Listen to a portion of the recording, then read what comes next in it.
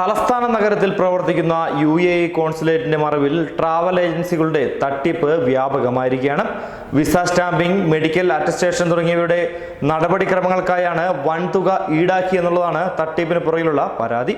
ഇത്തരത്തിൽ അനവധി പരാതികളുണ്ടെങ്കിലും നടപടികളൊന്നുമില്ലാത്തതിനാൽ തട്ടിപ്പ് നിർബാധം തുടരുകയാണ്. ആ വാർത്തയിലേക്ക്.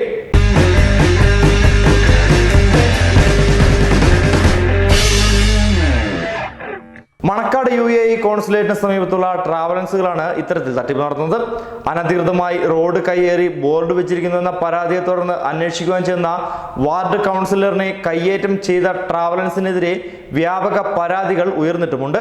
ഈ വിവാദ ട്രാവൽസും ഇതിന്റെ ഉടമയുടെ സുഹൃത്തിന്റെ ട്രാവൽസും അറിയാതെ കോൺസുലേറ്റിൽ ഒരു കാര്യവും നടക്കില്ലെന്ന സ്ഥിതിവിശേഷമാണ് നിലവിലുള്ളതെന്ന് BJP വൃത്തങ്ങൾ ആരോപിക്കുന്നു. സംസ്ഥാനത്തു നിന്നുള്ളവർക്ക് മാത്രമല്ല, പുറമെ തമിഴ്നാട്, കർണാടക, ആന്ധ്ര എന്നിവിടങ്ങളിൽ നിന്ന് എത്തുന്നവർ കൂടി ഈ ചതിയിൽ പെടുന്നുണ്ട്. പണം വായ്പയ്ക്കെടുത്തും പലിശക്കെടുത്തും വിദേശ ജോലിക്ക് ഒരുങ്ങുന്നവർ വിസ സ്റ്റാമ്പിംഗ്, മെഡിക്കൽ, വിവാഹം, ജനന മരണ സർട്ടിഫിക്കറ്റുകളുടെ അറ്റസ്റ്റേഷന് വേണ്ടി ഇവിടെ എത്തുമ്പോൾ ഇവരെ കാത്തിരിക്കുന്നത് വൻ അധോലോകം തന്നെയാണ്. റെയിൽവേ സ്റ്റേഷനിൽ വെച്ച് തന്നെ ട്രാവൽസിൽ നിന്നുള്ള വിവരമനുസരിച്ച് ഇടനിലക്കാർ ഇവരെ വലയിലാക്കി വിവാദപ്പെട്ട ഈ ട്രാവൽസുകളിലേക്ക് എത്തിക്കുകയാണ് പതിവ്.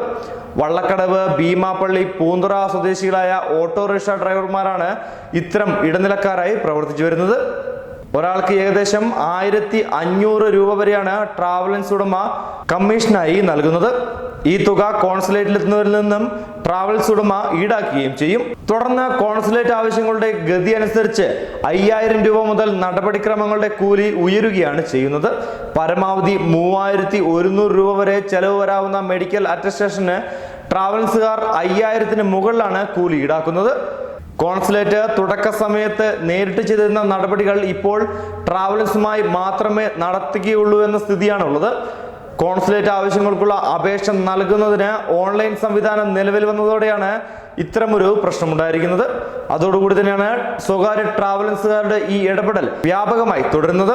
മെഡിക്കൽ അറ്റസ്റ്റേഷൻ ചെയ്യുന്നതിന് കോൺസുലേറ്റിൽ നിന്ന് ഔദ്യോഗികമല്ലാത്ത അനുമതിയോടുകൂടിയാണ് മിക്ക ട്രാവൽസുകളും ഇവിടെ പ്രവർത്തിക്കുന്നതെന്നാണ് അറിയാൻ കഴിയുന്നത്.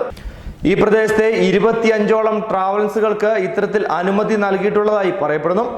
ട്രാവൽസുകൾ നടത്തുന്ന പിടിച്ചുപറിക്കെതിരെ അനവധി പരാതികൾ കോൺസുലേറ്റ് ഓഫീസിലും ഫോർട്ട് പോലീസ് സ്റ്റേഷനിലും ലഭിച്ചിട്ടുണ്ടെങ്കിലും ക്രമക്കേട് നടത്തിയ ട്രാവൽസുകൾക്കെതിരെ ഇതുവരെ നടപടി ഉണ്ടായിട്ടില്ല. പുറത്തുള്ള കാര്യങ്ങൾ അറിയേണ്ട എന്നാണ് കോൺസുലേറ്റിന്റെ നിലപാട്. പോലീസ് ആണെങ്കിൽ അധികം ഈടാക്കിയ പണം ട്രാവൽസുകാരെ കൊണ്ട് തിരികെ കൊടുപ്പിച്ചതിലൂടെ പരാതി അവസാനിപ്പിക്കുകയും ചെയ്തിരിക്കുകയാണ്.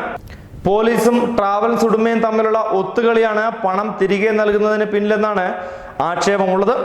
വിവിധ പേരുകളിലായി 6ഓളം ട്രാവൽസുകളാണ് വിവാദ ട്രാവൽസിന്റെ ഉടമസ്ഥയിലുള്ളത്. അയാട്ടയുടെ അംഗീകാരമില്ലാത്തവയാണ് മിക്ക ട്രാവൽസുകളും എന്ന പ്രത്യേകതയുമുണ്ട്. മറ്റ് രജിസ്ട്രേഷനുകളുടെ കാര്യത്തിൽ ദുരൂഹതയുള്ളതായും ആരോപണങ്ങൾ ഉയരുന്നുണ്ട്. അതേസമയം ഭരണമുന്നണിയിലെയും പ്രതിപക്ഷത്തെയും രാഷ്ട്രീയ നേതാക്കളുടെ ഒത്താശയോടെയാണ് മണക്കാടിൽ ഇവർ പ്രവർത്തിച്ചു വരുന്നതെന്നും വിവരം ലഭിക്കുന്നു. അതേസമയം ഓൺലൈൻ വഴി അപേക്ഷ നൽകി കോൺസുലേറ്റ് എത്തുന്നവരുടെ വിവരങ്ങൾ ട്രാവൽ ഏജൻസികളിലേക്ക് ചോരുന്നത് ദുരൂഹത ഉയർത്തുന്ന മറ്റൊരു വസ്തുതയാണ്. ട്രാവൽസുകളുടെ പ്രവർത്തനം സംബന്ധിച്ച് വിശദമായ അന്വേഷണം നടത്തണമെന്ന ആവശ്യം ഇപ്പോൾ ശക്തമായി ഉയരുകയാണ്.